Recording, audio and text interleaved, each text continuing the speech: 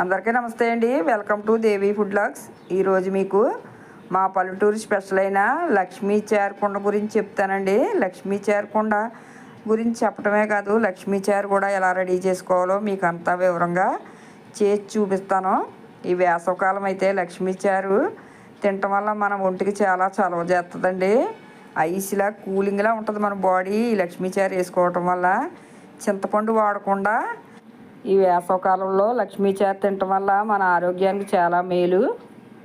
ముందుగా మనం లక్ష్మీ చేరకుండ పెట్టుకోవాలంటే లక్ష్మీదేవి ముగ్గు పెట్టుకోవాలి. లక్ష్మీదేవి ముగ్గు కంపల్సరిగా పెట్టుకున్న తర్వాతే ఆ లక్ష్మీదేవి ముగ్గు మీదే ఈ లక్ష్మీ చేరకుండ పెట్టుకోవాలండి.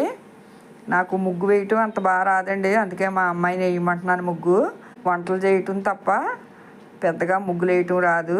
చూడండి, లక్ష్మీదేవి ముగ్గు కంపల్సరిగా పెట్టుకోవాలి కుండ పెట్టుకునేటప్పుడు.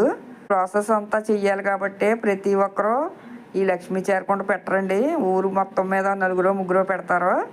వాళ్ళే నియమ నిష్టలతోటి లక్ష్మీ చేరకుండ పెట్టి కావలసిన వాళ్ళందరికీ కొంచెం కొంచెం పోస్తారండి. అది మన ఇంటికి తెచ్చుకుని లక్ష్మీ చేర కాసుకోవాలి. ఈ లక్ష్మీ చేరకుండ పెట్టే ప్లేస్ అయితే మన కాలుకు తగలకూడదు. ఈ ముగ్గు కానీ కుండ కానీ మనం తుడుచుకునే చీపురికి కానీ తగలకూడదు. అందుకే అండి నేను టేబుల్ మీద పెడుతున్నాను.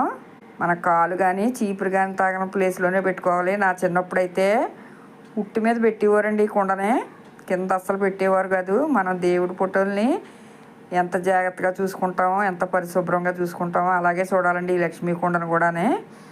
లక్ష్మీదేవితో కొలుస్తారండి ఈ లక్ష్మీ చేరని. లక్ష్మీదేవి మనకి ఎంత విలువైందో లక్ష్మీ చేరకుండ కూడా మనకు అంత విలువైందే.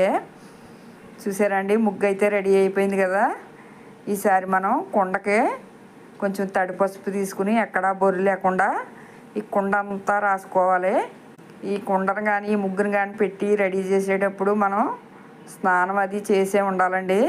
ఎక్కడా బొర్రు లేకుండా పసుపు రాసేసిన తర్వాత కుండ చుట్టూరు బొట్లు పెట్టుకోవాలండి. చూడండి, కుంకుమతోటి కుండకి బొట్లు పెట్టుకోవాలి.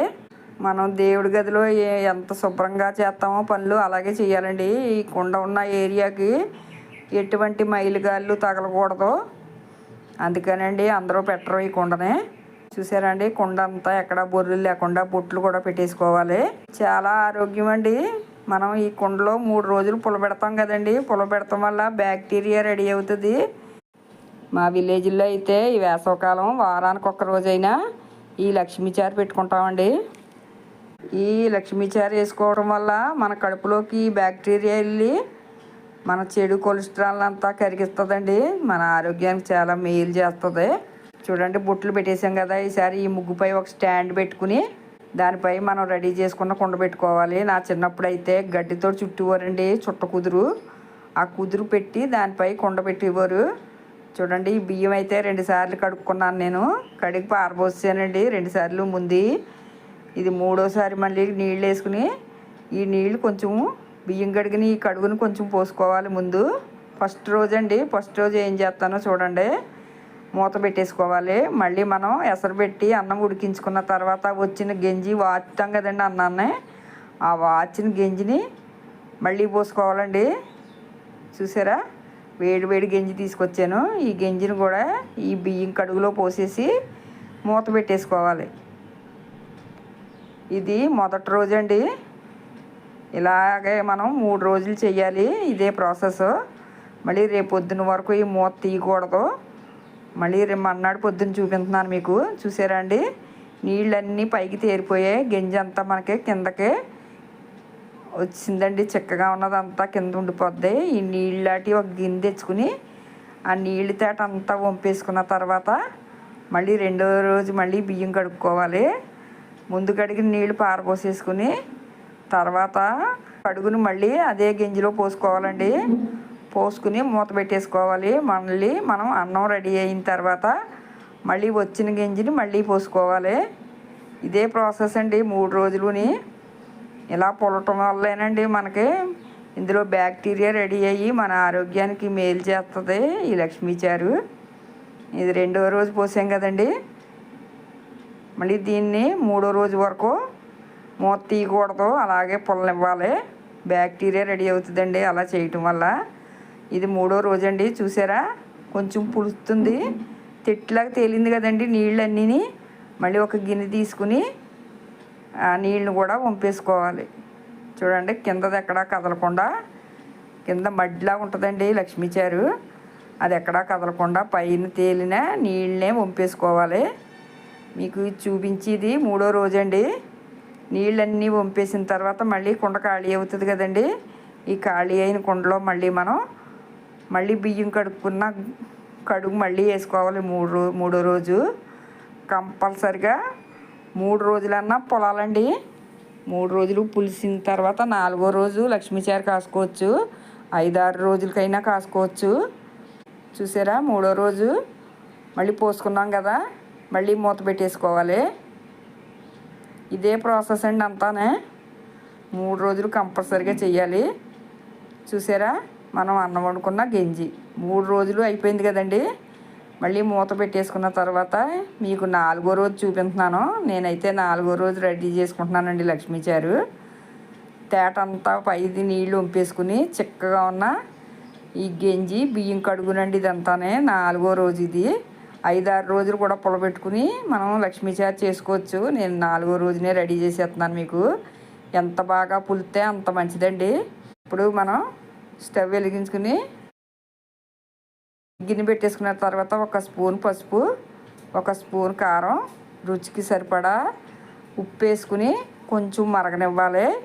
కొంచెం మరిగిన తర్వాత చూడండి నా దగ్గర ఆనపకాయ ముక్కలు, బెండకాయ ముక్కలు, వంకాయ ముక్కలు, 1 ఉల్లిపాయ, 4 పచ్చిమిరపకాయలు, 1 టమాటా, కొంచెం కరివేపాకు. మన దగ్గర ఏ కూరగాయలు ఉంటే ఆ కూరగాయలు వేసుకోవచ్చు. తోటకూర కాళ్ళు కూడా వేసుకుని మరిగించుకుంటారండి ఈ లక్ష్మీ చారుని. కొత్త రకం రుచి అండి, పుల్లగానే ఉండదు.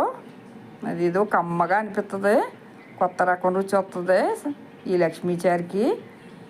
చూడండి 1 ఉల్లిపాయ, మన దగ్గర ఏ కూరగాయలు ఉంటే ఆ కూరగాయలు, క్యారెట్ ముక్కలు కూడా వేసుకోవచ్చు. మా విలేజ్ వంటల్లో ఆరోగ్య రహస్యాలు దాగుంటాయండి. చెడు ఉండదు, అంతా మంచిగా ఉంటుంది. చూడండి ముక్కలన్నీ వేసేసుకున్న తర్వాత 1 కరివేపాకు రెబ్బను కూడా వేసేసుకుని 1 గరిటెతోటి ముక్కలన్నీ బాగా కలిపేసుకోవాలి. ఈసారి బాగా మరగనివ్వాలి. ముక్కలన్నీ మెత్తబడే వరకు మరగనివ్వాలండి. ఎంత బాగా మరిగితే అంత బాగుంటుంది. మనకి మంచి కొత్త రకమైన వాసన వస్తుందండి. మన ఆరోగ్యానికి ఎంతో మేలు చేసే లక్ష్మీ చారు ఇది. ఈ లక్ష్మీ చారు నిండా బ్యాక్టీరియా ఉంటుంది, మన ఆరోగ్యానికి మంచి చేయడానికి. చూసారా ముక్క మెత్తబడే వరకు కెరటాలు వచ్చేలా బాగా మరిగించుకోవాలి. లక్ష్మీ చారు మరిగిపోయింది కదండి. ఈసారి పోపు పెట్టుకుందాం. స్టవ్ వెలిగించుకుని కొంచెం ఆయిల్ పెట్టుకోవాలి. మన వీడియోలో పోపు వడి ఉన్నది కదండి, ఆ వీడియోలో నాకు పోపు వడి నేను ముందే రెడీ చేసుకున్నాను. అందుకు కాబట్టి ఆ పోపు వడియాన్ని చితగొట్టుకుని వేసుకుని కొంచెం కరివేపాకు, 2 ఎండుమిరపకాయలు పోపు పెట్టుకోవాలి. మీకు ఈ పోపు వడి కానీ లేకపోతే మన సాంబార్కి అది పోపు పెట్టుకుంటాం కదండి, ఆవాలు, జీలకర్ర, ఎండుమిరపకాయలు, ఎల్లుల్లిపాయలు, కరివేపాకుని ఆ పోపు పెట్టుకోవాలి. మంచి వాసన వచ్చే వరకు బాగా వేయించుకుని ఈ మరిగిన లక్ష్మీ చారులో వేసేసుకోవాలి. ఇంతేనండి, మా పల్లెటూరి స్పెషల్ లక్ష్మీ చారు రెడీ అయిపోయింది. కొత్తగా ఉంటుందండి, కొత్త రకం రుచితోటి. కంపల్సరిగా 3 రోజులు పులబెట్టిన గంజి, మీరు బియ్యం కడుగు వేసుకోకపోయినా 3 రోజులు పులబెట్టుకున్న గంజి అయినా పర్వాలేదు, లక్ష్మీ చారు రెడీ అవుతుంది. చూసారా అండి, మా పల్లెటూరి స్పెషల్ లక్ష్మీ చారు రెడీ అయిపోయింది. ఈ వీడియో మీకు నచ్చిందండి? ఈ వీడియో మీకు నచ్చినట్లయితే లైక్ చేయండి, షేర్ చేయండి, సబ్స్క్రైబ్ చేయండి. మళ్ళీ కొత్త వీడియోతో కలుద్దాం.